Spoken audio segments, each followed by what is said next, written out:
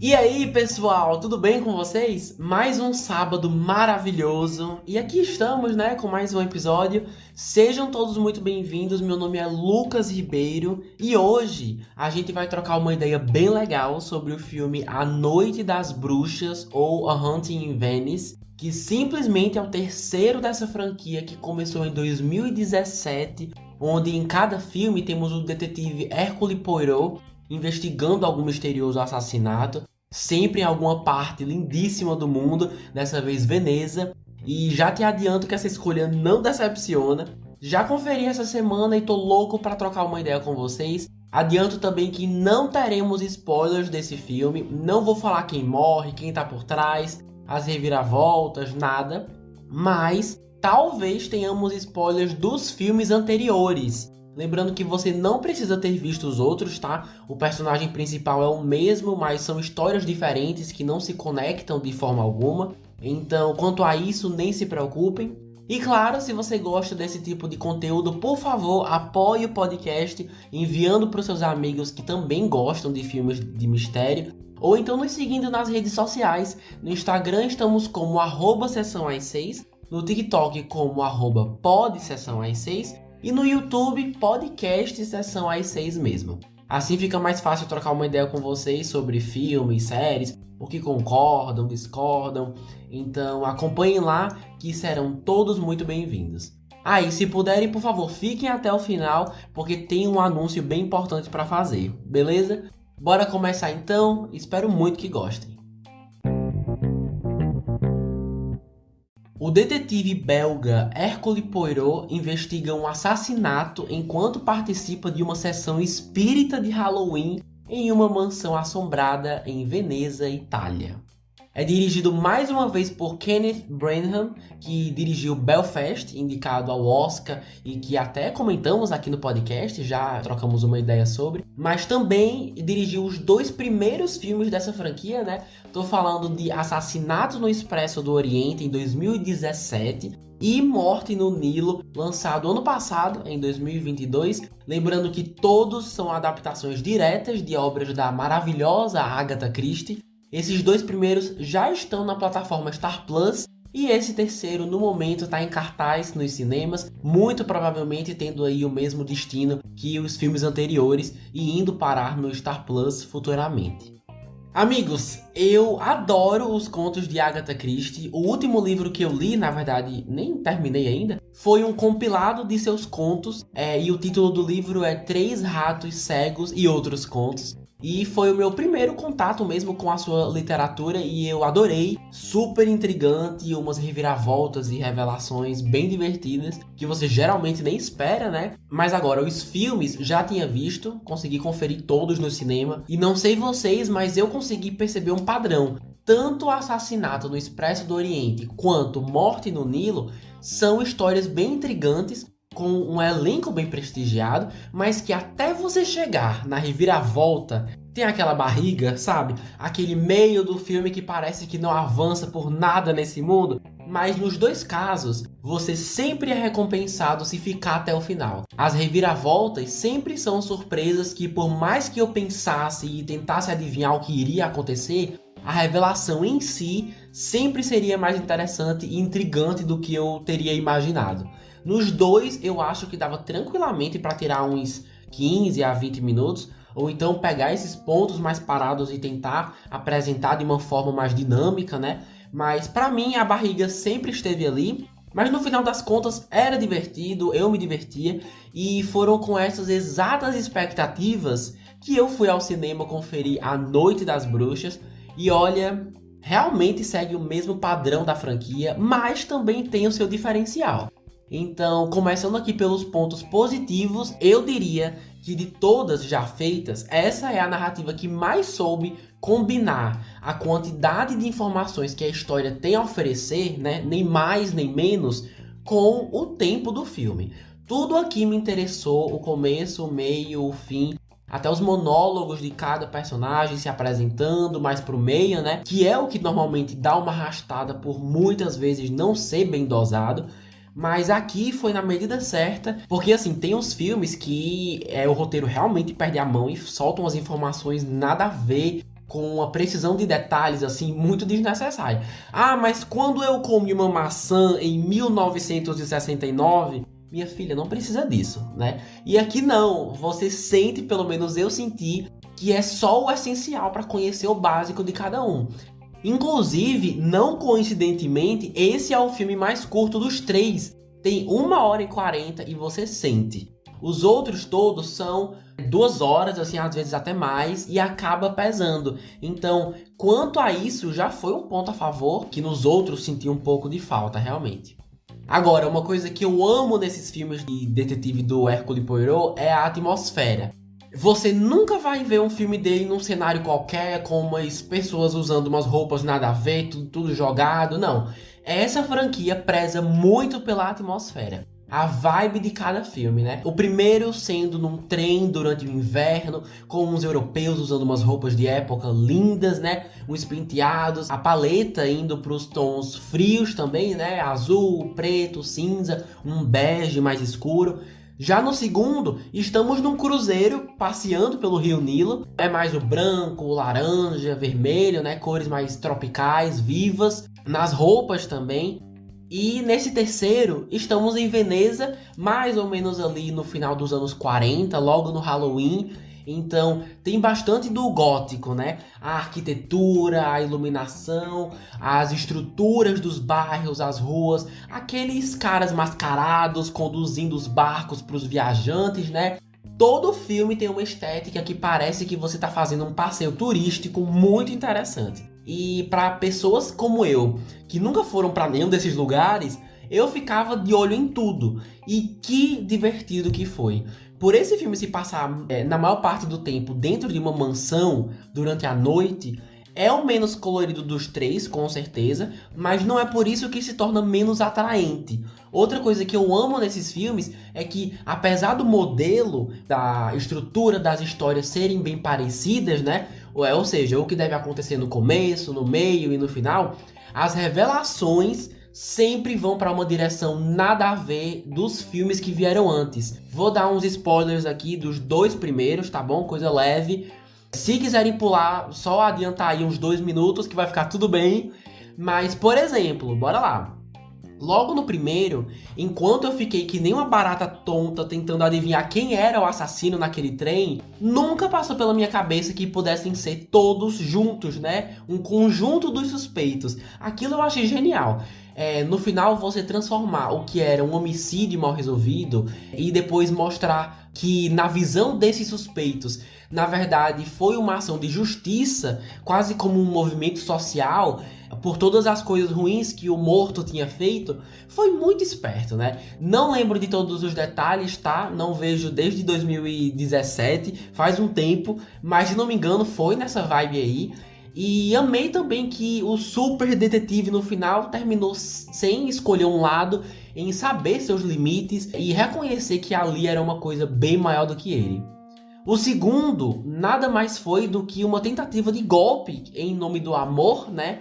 O que acontece quando você junta uma mulher podre de rica com pessoas interesseiras por todos os lados. Eu gostei desses paralelos entre ganância e amor incondicional. E até onde você iria para ter a sua versão do final feliz, né? E em Noite das Bruxas, sem spoilers, claro, digo com tranquilidade que a vibe é um negócio assim, nada a ver com o que fizeram antes.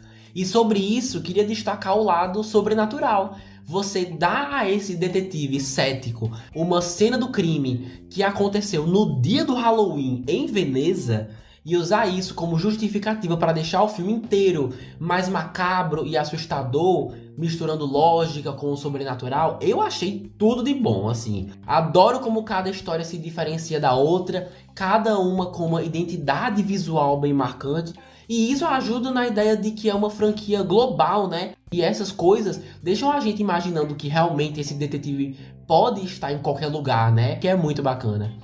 E tudo isso é resultado do quê? De uma equipe ali por trás das câmeras super criativa e profissional, mas queria destacar o diretor, que é o próprio ator que faz o protagonista. O detetive Hercule Poirot é interpretado pelo diretor dos 3 filmes, Kenneth Branagh, e em cada um deles você vê que o motivo de parecer uma aventura global é pela atenção aos detalhes. Saber quando ligar a câmera, tentar um ângulo diferente, mais perto dos personagens ou mais afastado ali no canto, escondido. O trabalho dele nessa trilogia sempre me fez parecer que eu estava viajando para outro país, tendo acesso, nem que seja mínimo, a uma nova cultura, novas pessoas, novas histórias. Então, definitivamente coloco o Kenneth Branagh como um super destaque positivo aqui também, por sempre elevar a história para o lado visual, não só focando no narrativo dialogal, né? O que é muito interessante. Já sobre aqueles pontos ali, mais ou menos, que podiam ter sido ainda melhores, nem me arrisco a dizer que são ruins, não achei nada aqui ruim, mas assim, como fui todo animado, já sabendo que seria uma história de detetive bem elaborada, já aconteceu de eu acabar moscando, né, deixando passar despercebido um monte de informações que no final das contas eram super importantes para descobrir o assassino. E dessa vez fui focadíssimo, prestando atenção em tudo, sabendo que nada era por acaso, né? Todas as escolhas ali, do jeito como a história se desenrolava, eram escolhas intencionais. Então assim, tava com um sangue nos olhos, e quando vi, nem era pra tanto. Tipo, sendo justo, alguns detalhes são sim importantes e compõem o desfecho no final, mas eu me apeguei tanto a umas informações que o filme escolheu dar uma destacada, e quando vi, não serviu de nada. Nossa, eu me senti um trouxa, assim. Então, meu conselho pra vocês que ainda não viram: prestem atenção nas informações certas. O que não é um bom conselho, mas eu nunca disse que seria, né? É o que a gente tem pra hoje. Tá, mas aonde que eu quero chegar com tudo isso? Eu tive a sensação que aquela coisa incrível que o roteiro fez nos 2 primeiros filmes, de juntar tudo numa única super reviravolta, não funcionou muito aqui. Não sei explicar direito, algumas coisas surpreenderam sim, mas nenhuma me deixou chocado de cair o queixo como acontecia. Eu acho que eu comecei a duvidar tanto de todo mundo, inventando tanta teoria, que no final eu meio que cheguei perto o suficiente pra não ficar impressionado na hora de revelar quem foi, tá ligado? O roteiro continua sabendo muito bem explicar as coisas com calma para o público captar tudo bem direitinho, o que é ótimo, mas não sei se foi só o meu caso em especial, mas quando foi terminando, senti que não conseguiu o que eu queria. Achei que ia ter um clímax maior, que alguma coisa muito incrível ia ser anunciada, e quando terminou, fiquei querendo mais. Olhando só para esse filme, de certa forma, eles entregaram sim tudo que prometeram, mas quando a gente olha para a franquia em si e compara os 3 filmes, e que até então eles sempre têm mantido um padrão de entregar algo surpreendente e inesperado no final, esse foi o filme que menos fez isso. Repetindo, não é ruim, mas para quem vai comprar o ingresso para ir ao cinema, se eu fosse você, baixaria um pouquinho as expectativas.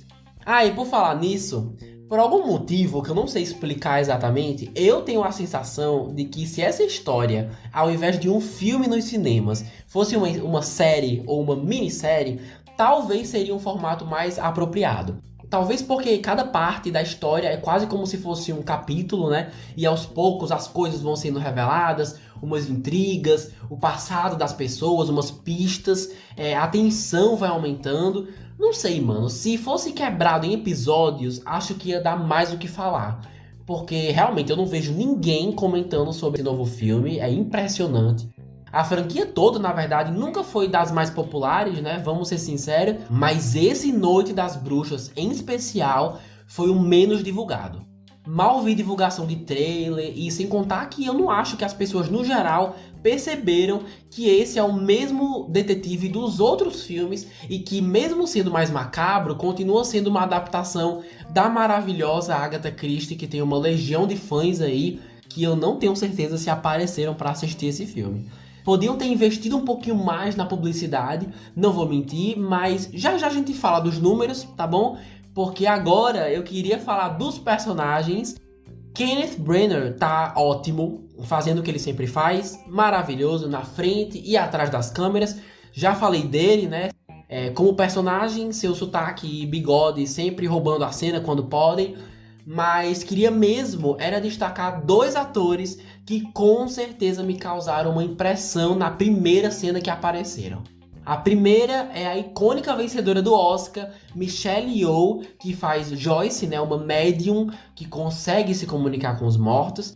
E esses dias vi um comentário dizendo como é bom ver a Michelle Yeoh, que é uma mulher asiática já com uma certa idade, num papel que não tem nada a ver com artes marciais.